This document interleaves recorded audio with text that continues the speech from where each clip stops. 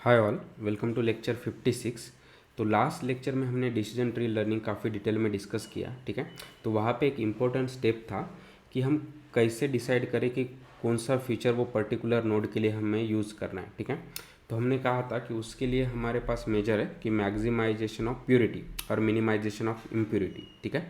तो अभी हम देखते हैं कि हमारे पास ऐसा कौन सा मैट्रिक है और हम किस तरह से प्योरिटी कैलकुलेट कर सकते हैं और फिर उसके बेस पे हम कैसे पर्टिकुलर नोड चूज कर सकते हैं while building the decision tree. Okay okay.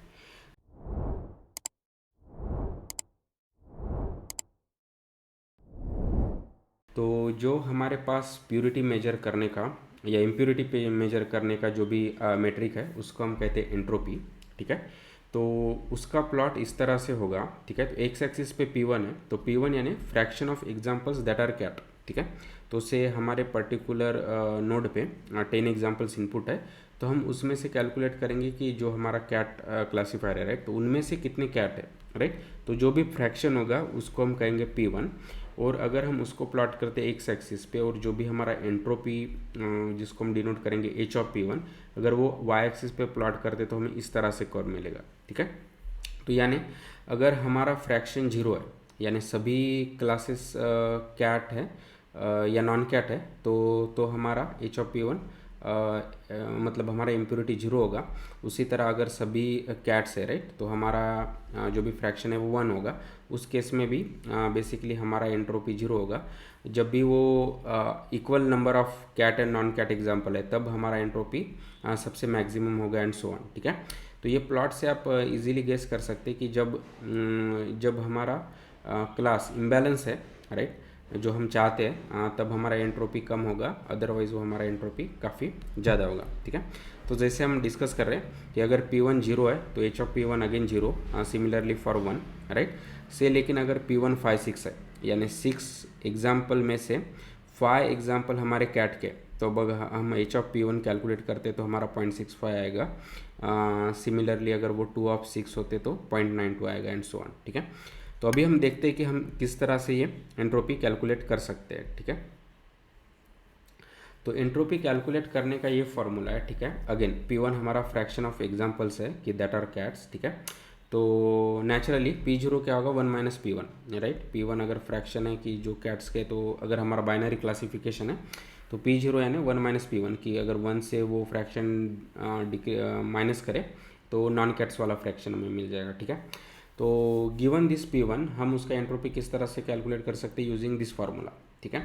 तो हम कहेंगे कि P1 यानी फ्रैक्शन, ठीक है, और उसका लॉग, ठीक है, माइनस ये माइनस है, ठीक है, उसके बाद माइनस P0, ठीक है, यानी नॉन कैट्स का फ्रैक्शन और फिर उसका लॉग। और एक इम्पॉर्टेंट चीज़, जो भी हम लॉग रहे थे वो टू द बेस 2 है, वो एक लॉग टू द ई नहीं है, ठीक है।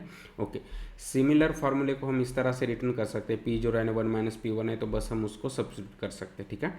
लेकिन ये फार्मूले से अभी हम बेसिकली हमारा एंट्रोपी यानी हमारा जो भी इम्प्योरिटी है वो पर्टिकुलर नोड पे वो कैलकुलेट कर सकते हैं, ठीक है। तो ये फार्मूला अगर आपको याद होगा तो लॉजिस्टिक रिग्रेशन का लॉस फंक्शन जैसे लग रहा है, लेकिन वो रिलेटेड नहीं है, ठीक है। और दूसरी चीज़ कि एंट्रोपी एक ही मेजर नहीं है, ऐसे हमारे पास अलग भी फंक्शंस है या मेट्रिक है, लेकिन एंट्रोपी एक मोर कॉमन चॉइस है या मोर कॉमन फंक्शन है जो इम्प्योरिटी मेजर करने के लिए स्पेशली डिसीजन ट्री में यूज़ होता है, ठीक है। ओके, तो उसको हमारे एग्जांपल के थ्रू समझते हैं कि इससे हमारे रूट नोड पे अभी हमें डिसाइड करना है कि हमारा कौन सा फीचर हमको यूज़ करना है, ठीक है।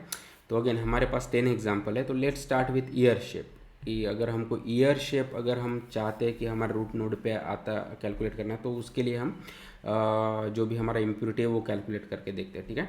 तो हमारे पास 10 एग्जाम्पल है, तो ईयर शेप में पॉइंटी वाले 5 एग्जाम्पल्स है और फ्लॉपी वाले 5 एग्जाम्पल्स है, तो वो इस तरह से डिस्ट्रीब्यूट हो जाएंगे, ठीक है। तो ये 5 में से 4 कैट है और यहाँ से 5 में से 1 कैट है, ठीक है। तो इसका P1 का फ्रैक्शन क्या होगा 4/5, राइट। कैन P1 क्या होता है कि fraction of cat in given example set, तो वो 4/5 होगा 0.8, तो यहाँ पे 1/5 0.2, ठीक है। तो इसका एंट्रोपी एच ऑफ 0.8 अगर हम कैलकुलेट करते हैं जो हमने फार्मूला लास्ट स्लाइड में डिस्कस किया तो 0.72 आएगा। सिमिलरली यहाँ पे एच ऑफ 0.2 भी 0.72 आ रहा है, ठीक है। तो इस तरह से हमें अगर हम ईयर शेप को एज ए नोड यहाँ पे अगर यूज़ करते हैं तो हमें इस तरह से दो एंट्रोपी मिले, ठीक है। लेकिन एक दो इस तरह से एंट्रोपी को मेजर करना या अंडरस्टैंड करना उतना कन्वीनियंट नहीं है। तो हम क्या करेंगे कि इसका वेटेड एवरेज लेंगे, ठीक है। तो वेटेड एवरेज हमें इस तरह से कैलकुलेट करना पड़ेगा कि जितने भी एग्जाम्पल्स यहाँ पे आ रहे हैं, ठीक है, तो आउट ऑफ 10 कितने आए हैं, 5 एग्जाम्पल्स, राइट। तो 5/10 इंटू इसका एंट्रोपी, ठीक है, प्लस सिमिलरली यहाँ पे कितने एग्जाम्पल्स ये एरो में या ये सब ट्री में डिस्ट्रीब्यूट हो गए, 5/10 अगेन, राइट। तो 5/10 ऑफ एच ऑफ 0.2, ठीक है। तो अगर ये हम वेटेड एवरेज लेते हैं तो 0.72 आएगा, ठीक है। तो वेटेड एवरेज क्यों ज़रूरी है, से अगर कोई एंट्रोपी हाई है, ठीक है, लेकिन वहाँ पे काफ़ी कम एग्जाम्पल है, और दूसरा एंट्रोपी से उससे थोड़ा कम है लेकिन वहाँ पे बहुत ज़्यादा एग्जाम्पल है, तो वो एंट्रोपी जो कम वाला है थोड़ा सा लेकिन बहुत सारे एग्जाम्पल्स के लिए, तो वो ज़्यादा इंपॉर्टेंट बन जाता है, इसलिए यहाँ पे वेटेड एवरेज लेना ज़रूरी है, ठीक है। तो जितने भी नंबर ऑफ एग्जाम्पल्स वो ब्रांच पे है, फिर उसका एंट्रोपी, और similarly for other things and so on, ठीक है। लेकिन इस तरह से हमें वेटेड एवरेज मिला 0.72 for ear shape as a node, ठीक है। सिमिलरली अगर हम फेस शेप को कैलकुलेट करते हैं तो फेस शेप के दो पॉसिबल वैल्यूज़ क्या है, राउंड एंड नॉट राउंड, ठीक है। तो जो भी हमारे 10 एग्जाम्पल्स है वो इस तरह से डिस्ट्रीब्यूट हो जाएंगे। तो राउंड वाले 7 एग्जाम्पल है, नॉट राउंड वाले 3 एग्जाम्पल्स है, ठीक है। तो और ये 7 में से 4 कैट है और ये 3 में से 1 कैट है। तो अगर हमारा P1 क्या होगा फिर 4/7, ठीक है। और फिर उसका एंट्रोपी हम कैलकुलेट करेंगे हमारे फार्मूले से 0.9। सिमिलरली यहाँ पे P1 13 है और उसका एच ऑफ 13 इज 0.92, ठीक है। और फिर हम उसका वेटेड एवरेज निकालेंगे। तो वेटेड एवरेज क्या होगा, यहाँ पे कितने एग्जाम्पल्स आए आउट ऑफ 10, 7, तो 7/10 इंटू इसका एंट्रोपी 0.99, राइट, प्लस इसमें कितने एग्जाम्पल्स आए, 3/10 इंटू इसका एंट्रोपी, ठीक है। अगर हम इसका वेटेड एवरेज निकालते तो 0.97 आ रहा है, ठीक है। और फाइनली अगर हमारा थर्ड फीचर है विस्कर, उसको ट्राई करते हैं तो सिमिलरली हम कैलकुलेट कर सकते हैं। तो उससे इसके दो पॉसिबल आउटकम्स है, अगेन प्रेजेंट एंड एब्सेंट, और से इस तरह से 4 and 6 डिस्ट्रीब्यूट हो गए, और फिर से आउट ऑफ 4 3 आर कैट, और here out of 6 2 are cat, ठीक है। तो फिर यहाँ पे P1 क्या होगा, 3/4 0.75, और फिर इसका एंट्रोपी 0.81, ठीक है, जो हम वो फार्मूले से कैलकुलेट करेंगे। सिमिलरली यहाँ पे अगर P1 2/6 है तो उसका एंट्रोपी कैलकुलेट करेंगे से 0.92, ठीक है। और फिर फाइनली हम उसका वेटेड एवरेज निकालेंगे। तो 4/10 examples into entropy of this, ठीक है, 0.81, plus 6/10 examples into entropy of this 0.92, तो इसका हमें वैल्यू मिलेगा 0.88, ठीक है। तो यहाँ से हमें क्या मिल रहा है कि इसका इम्प्योरिटी 0.88 है, इसका इम्प्योरिटी 0.97 है, और इसका इम्प्योरिटी 0.72 है। तो इससे क्या हम डिटरमाइन कर रहे हैं कि भाई ear shape seems to be a better node, right. तो हम इस तरह से ईयर शेप कैलकुलेट या चूज़ कर सकते हैं, ठीक है। लेकिन इन जनरल हम इम्प्योरिटी के अलावा हम चाहते कि कितना इन्फॉर्मेशन गेन हुआ, यानी अगर हम स्प्लिट करते हैं by using given feature as a node, तो हम देखते हैं कि कितना एंट्रोपी में रिडक्शन हुआ, यानी जो भी हमारा इम्प्योरिटी कितना कम हुआ है। तो उसके लिए बस कुछ नहीं, हमें कैलकुलेट क्या करना है कि हमें P1 यानी जो भी हमारा रूट है वहाँ का भी एंट्रोपी कैलकुलेट करते हैं। तो वहाँ पे 10 एग्जाम्पल्स है और आउट ऑफ 5 कैट्स है, राइट। तो उसका एंट्रोपी 1 हो गया, ठीक है। तो फिर अभी इसका इन्फॉर्मेशन गेन यानी उसका एंट्रोपी और स्प्लिट होने के बाद एंट्रोपी, ठीक है।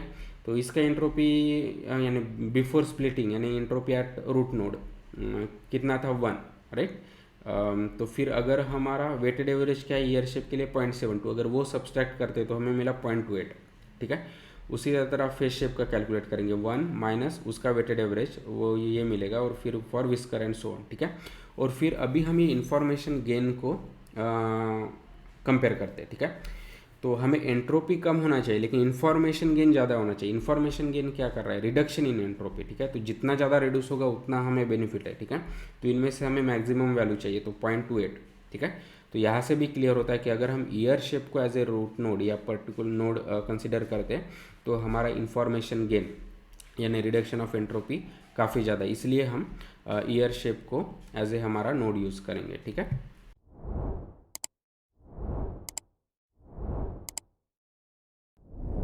तो अगर हम उसको जनरलाइज करते हैं तो हम इस तरह से कर सकते हैं कि entropy of root, fraction of root, ठीक है ना, P1 ऑफ रूट माइनस कितने एग्जाम्पल्स यहाँ पे स्प्लिट हुए set W left right into उसका एंट्रोपी प्लस राइट में कितने एग्जाम्पल्स आ गए, ठीक है, 5/10 और फिर उसका एंट्रोपी, ठीक है। तो ये हमारा जनरलाइजेशन होगा इंफॉर्मेशन गेन कैलकुलेट करने का, ठीक है। ठीक, लेकिन अगर हम सारी चीज़ों को अगर एक साथ पुट करना चाहते हैं तो ये हमारा लर्निंग प्रोसेस है, ठीक है। तो हम क्या कर रहे हैं कि हम starting with all the examples at root node, ठीक है। फिर हम क्या कर रहे हैं कि हर एक फीचर के लिए इन्फॉर्मेशन गेन कैलकुलेट कर रहे हैं, ठीक है। और फिर उसमें से जिसका भी इंफॉर्मेशन गेन हाईएस्ट है, ठीक है, उसको वो फीचर सिलेक्ट कर रहे हैं एट पर्टिकुलर नोड और फिर उसके बेस्ड ऑन उसका जो भी आउटपुट्स होंगे राइट, उसके पॉसिबल वैल्यूज़ है, उसके हेल्प से जो भी हमारा इनपुट डेटा है वो स्प्लिट हो जाएगा या डिस्ट्रीब्यूट हो जाएगा, ठीक है। तो हमारे यानी लेफ्ट एंड राइट ब्रांच आ गए, ठीक है। और फिर ये स्टेप हम रिपीट करेंगे कि अभी हम लेफ्ट ब्रांच में जाएंगे, फिर वहाँ पे जाके देखेंगे कि कौन सा फीचर हम बेस्ट तरीके से यूज़ कर सकते हैं using same method, similarly right subtree में एंड सो ऑन, ठीक है। और ये हम करते जाएंगे जब तक हमारा स्टॉपिंग क्राइटेरिया मीट नहीं होता है, ठीक है। और हमारा स्टॉपिंग क्राइटेरिया ये काफ़ी सारे हो सकते हैं कि अगर एक नोड पे अगर 100% एक ही क्लास के एग्जाम्पल्स है तो वो हो सकता है, या हम मैक्सिमम डेप्थ स्पेसिफाई कर सकते हैं अगर वो रीच हो गया तो वो, या अगर हमारा इन्फॉर्मेशन गेन काफ़ी कम है तो हम स्टॉप करना चाहेंगे, या नंबर ऑफ़ एग्जांपल्स वो पर्टिकुलर सब ब्रांच में अगर काफ़ी कम है तो भी हम स्टॉप करना चाहेंगे एंड सो ऑन, ठीक है। लेकिन इस तरह से ये इम्प्लीमेंटेशन होगा हमारे डिसीजन ट्री का, या इस तरह से हम डिसीजन ट्री का लर्निंग अंडरस्टैंड कर सकते हैं या वो मॉडल बिल्ड कर सकते हैं, ठीक है।